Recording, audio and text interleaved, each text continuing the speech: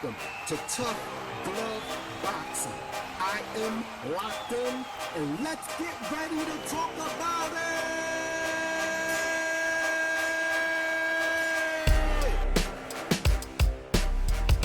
What's good, everybody? I'm locked in. Welcome to another episode of Tough Glove Boxing. First of all, as always, I want to take this time to give a salute to all the tough girls and tough guys that apply pressure to that like button for your boy. If you're new to the channel, I welcome you to hit the subscribe button. Become part of the Tough Glove family. We're a small family, but we're a strong family.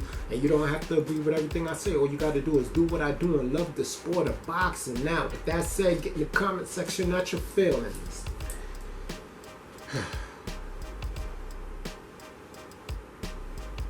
Listen, man. Let's talk a little bit about the effery that was the Rolando Romero fight, right? But before I even get into that, man, first of all, I want to give a shout out to somebody who I hold in high regards as a boxer, Kenneth Sims. Shout out to you, brother. You did that. You understand that was a hard-fought fight.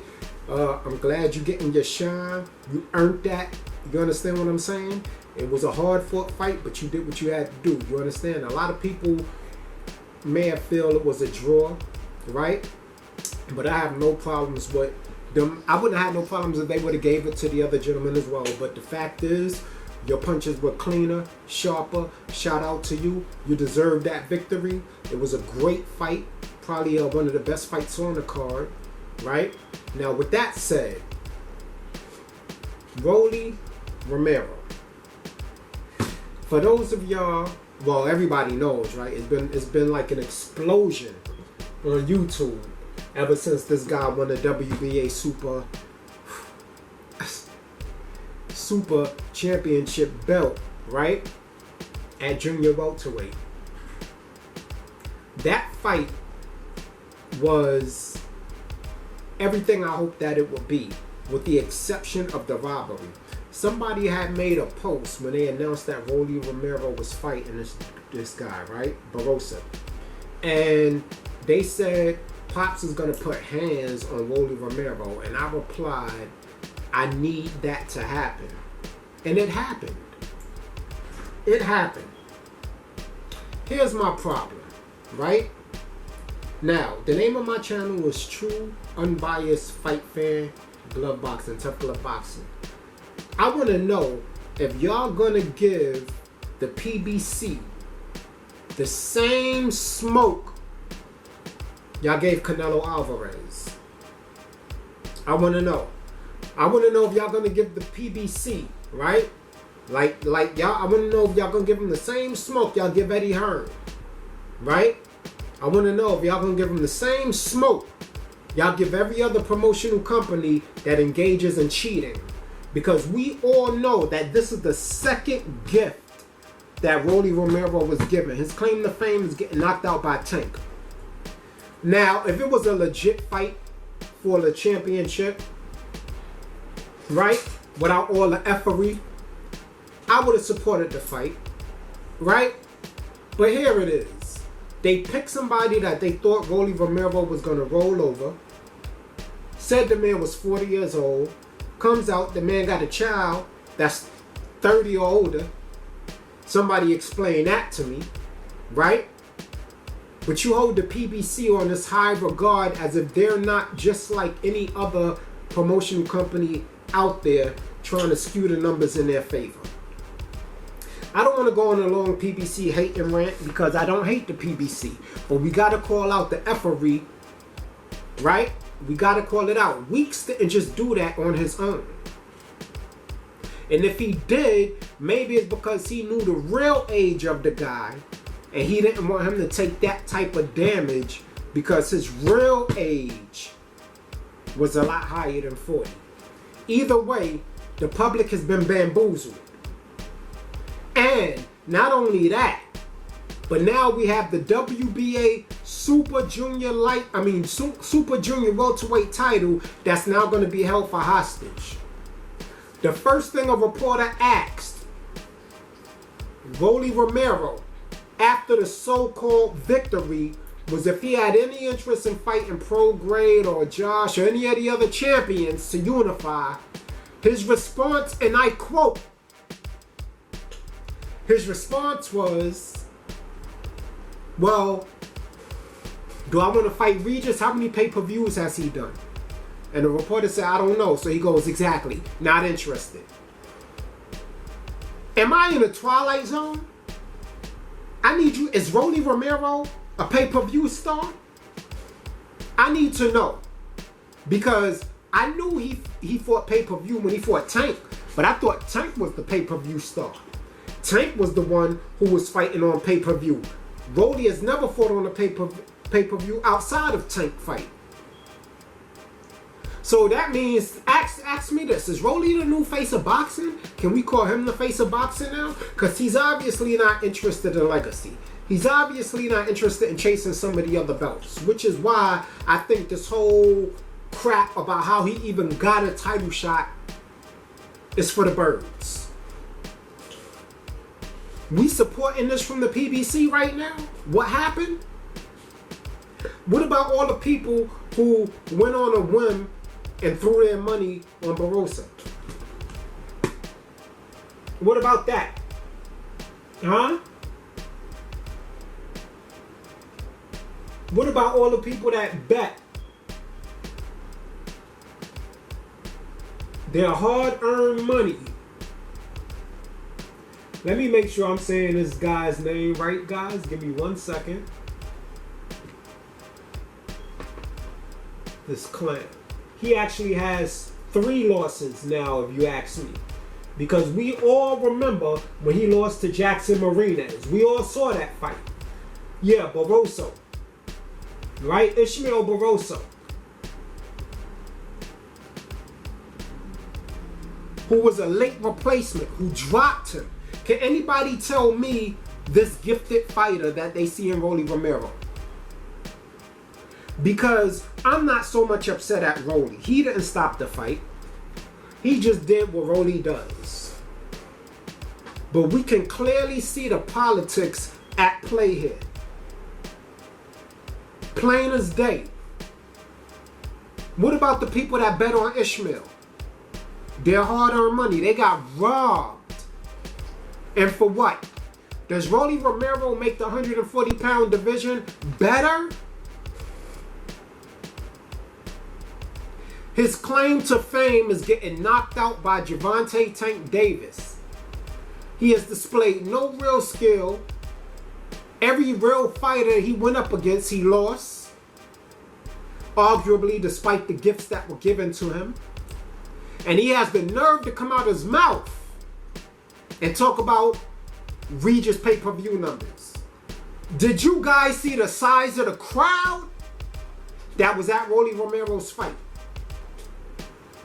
Do that look anything like a Tank Davis fight? Do that look anything like a pay-per-view star's numbers? Because I saw plenty of empty seats in there. Even all the tickets they tried to give away. Boxing is on a decline because of things like that. Regis Prograis is more important to boxing than Rolly will ever be. Subriel Matias is more important to boxing than Rolly Romero will ever be. Josh Taylor, more important to boxing than Rolly Romero will ever be. And he's talking about how many pay-per-views they did. How many pay-per-views have you done, Rolly Romero? I know how many Tank did. How many did you do? This is why he's trying to fight Ryan Garcia. He needs that name. Now, will his fight with Ryan Garcia sell? Sure. Sure it will. But not to boxing fans. I'll be damned if I pay pay-per-view to see Rolly Romero versus Ryan Garcia. I didn't even pay that shit to see Tank versus Ryan Garcia. Because I'm a boxing fan. A real one. So he let you know right there. He let you know right there that he's not worried about unifying. He's not trying to fight. All he's worried about is the bag. And you know what? Respect to Rolly Romero for that. I'm not mad at the brother for going after his bag. But let's not act like that this ain't some Jake Paul-ish we see in here. Let's not act like this ain't some, you know, cash grab exhibition type ish we looking at here. Let's not act like we didn't just see a robbery